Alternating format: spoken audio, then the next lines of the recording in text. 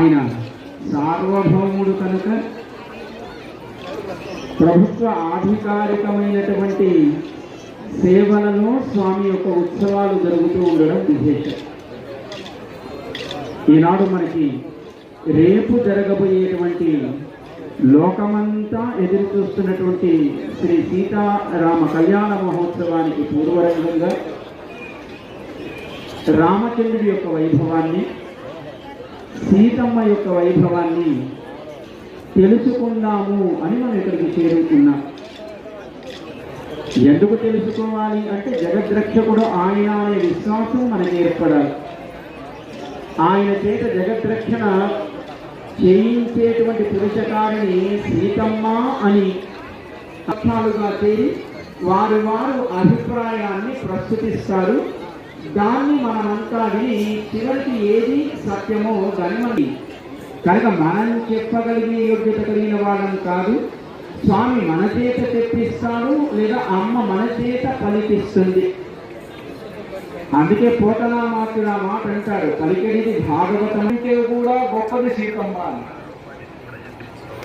అంతేకాదు రామున principal secretary గారు శ్రీమాన్ శ్రీధర్ బాబు మరియు శైలజ రామయ్య దంపతులు తరఫున ప్రిన్సిపల్ సెక్రటరీ గారు అమ్మవారి వైపు నుండి వారు అక్కడి కార్యక్రమానికి బాధ్యత వహిస్తారు.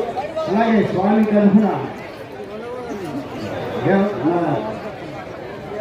తెలంగాణ ప్రభుత్వ సిఎస్ ప్రధాన కార్యదర్శులు దంపతులు శ్రీమాన్ భాస్కర్ రెడ్డి వారి ధర్మపతి శాంతకుమారి గారు స్వామి వారు ఇక్కడ నిర్వర్తిస్తారు. ఈ కార్యక్రమంలో స్వామివారి తరఫున వారి గుణగణాన్ని మనకు అందించడం కోసం దేవస్థానం ఉత్ప్రధానాచార్య స్వామి ఈ నవాహిక కార్యక్రమం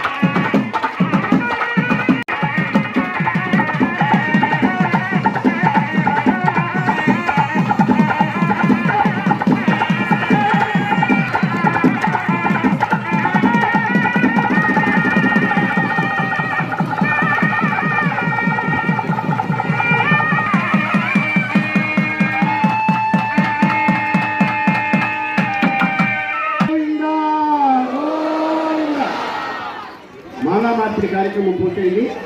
ఇప్పుడు